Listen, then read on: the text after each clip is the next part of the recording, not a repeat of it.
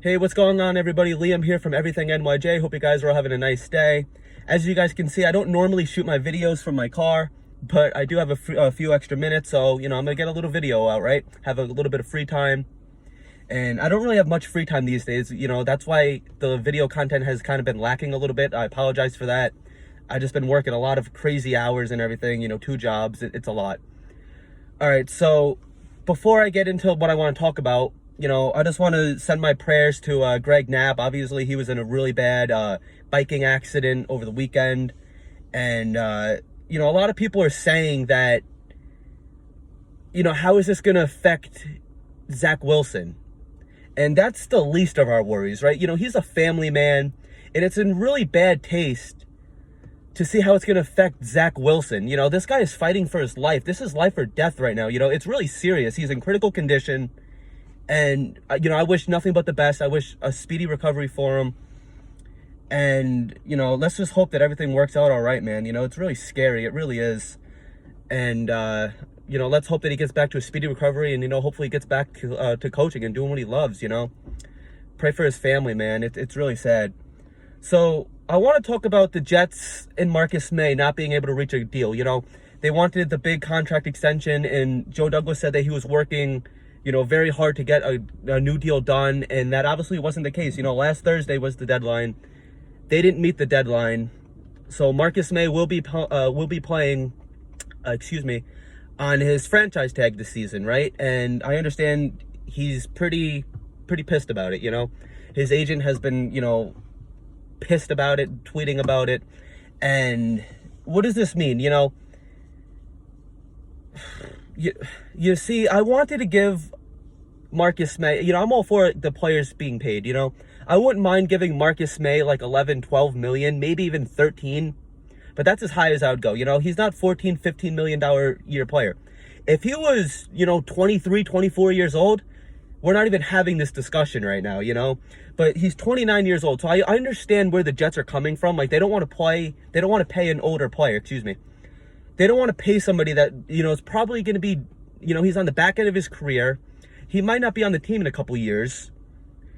And they want to spend the money elsewhere. They want to put the money into the younger guys. And I understand that. It's a good business decision. I understand what Joe Douglas is thinking. But, on the other hand, Marcus Maye is the team captain. And for most of his career, he was shadowed by Jamal Adams. He was always like the guy in the background. Jamal Adams was the big superstar. Jamal Adams was the voice of the team, the voice of the defense.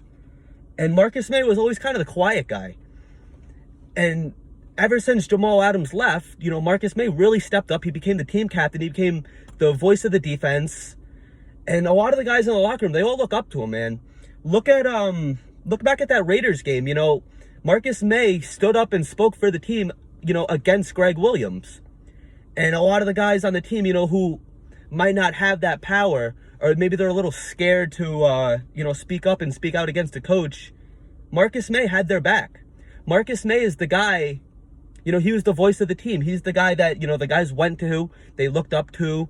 And Marcus Maye, he was a big locker room guy. And I understand that this kind of kills the morale a little bit of the team. Hopefully it's nothing too crazy. And I understand, it's not always going to get done.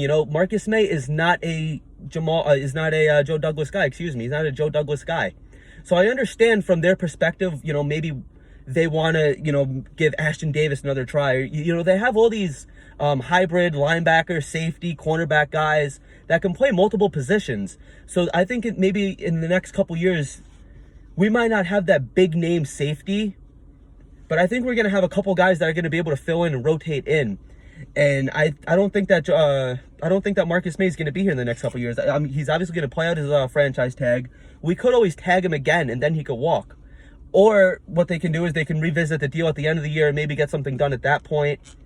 But if they didn't get anything done now, unless he has like a Pro Bowl year, I don't really see something getting done at the end of the season.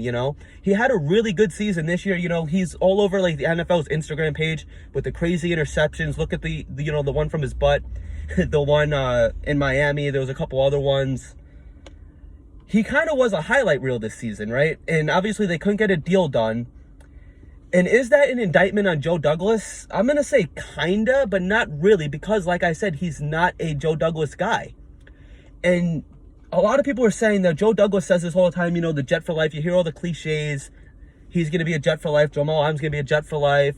We want to get something done with Sam Darnold. You hear it all the time, right? But outside of, like, Robbie Anderson, you can't really blame Joe Douglas all that much. You know, Sam Darnold, you know, they went 2-14. Sam Darnold had a total of 9 touchdowns last year, right? You don't go 2-14 with a good quarterback. I've been saying that, you know. That Jamal Adams, he forced his way out. They had no choice but to cut him. And look what's going on in Seattle. So they really dodged a bullet with that one. You know, Jamal Adams, he's not a team guy, you know. And I understand from his point, he wants to get paid. But he just really went about it the wrong way, guys. You know, he was bashing the fan base and everything else. He was going on Twitter, throwing a storm. He didn't handle it professionally at all. And we don't really see that from Marcus Maye. You know, Marcus Maye unfollowed the Jets on Twitter. Is that a big deal? Nah, not really. It's not a whole lot of drama, though. You know, like, I think the Jamal Adams thing would have been a lot bigger.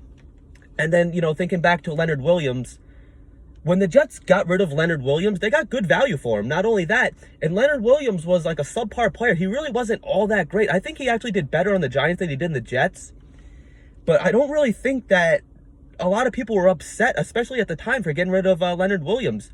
And with all these deals, Joe Douglas got good compensation for them, so you really can't complain. So I understand, you know, like, the deal didn't get done, and it might not get done, but if we get pretty good value for him, then I'm okay with that. And like I said, I don't want to give Marcus Maye, 29 years old, I don't want to give him, you know, $14 million, whatever he was asking for. I think he's, like, right where he should be at the $10.6 million, what his franchise tag is. I don't think that he should be getting, you know, like, this big crazy contract. Like I said earlier, if he's 23, 24, 25 years old, then we wouldn't even be having this conversation. If the deal didn't get done at that point, we'd all be pissed as the fan base. But, you know, a lot of people, they're like, like, it's really not that big of a deal. You know, I understand I keep saying Jamal Adams. I understand Marcus Maye has been on some really bad football teams. You know, the 2017 season, the 2018 season, 2019, 2020. He's been on some rough teams. You know, he's been a soldier. He's been in the trenches with the team. The Jets asked him to take like 20% of like what he's been making. So that'd only be like $8 million or so. That is lowballing him. I wouldn't take that either. You got to see it from his perspective. You know, he wants to get paid. You can't blame the guy for wanting to get paid. And he's not really being a distraction. You know, he showed up to media day. He's the team guy. So you can really see it from both sides. You know, there's really no, you know, right or wrong answer. It's either, you know, people could understand, okay, if you pay him, all right, he did deserve it. Look, you know, he's been on the team. He really stepped it up this year. Locker room team leader, everything like that. So you could see it from that perspective, from his perspective. From Joe Douglas's perspective, he's an older player. He didn't draft him. And Joe Douglas does not, you know, I don't know if you want to call him frugal, but, like, he doesn't just give out contracts. You know, he really makes you earn it.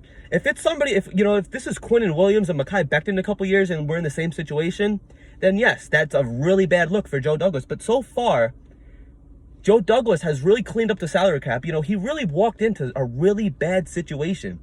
You know, there was just horrible contracts, you know, Tremaine Johnson, Le'Veon Bell, all these really bad Mike McCagney contracts.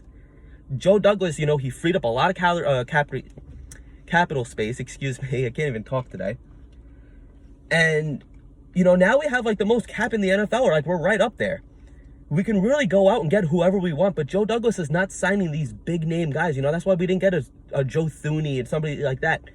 We're getting these, like, mid-round talents that we're going to elevate. You know, we got Corey Davis. We got a couple big names, but nothing too crazy.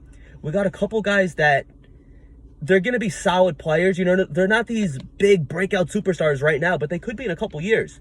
Joe Douglas is very big on homegrown talent, but he wants it his guys. And I understand that from his perspective, you know. It's a different coaching staff than what it was, you know. So I don't know if this made any sense to you guys. Anyway, thank you guys for watching. Thank you guys for all the support. If you haven't followed me on Twitter, go ahead and do so at everythingnyj. I'll give you a follow back. If you like this video, give it a thumbs up. Please subscribe to the channel. It means a lot to me. It really helps me out. Thank you guys for watching. And as always, go Jets, baby.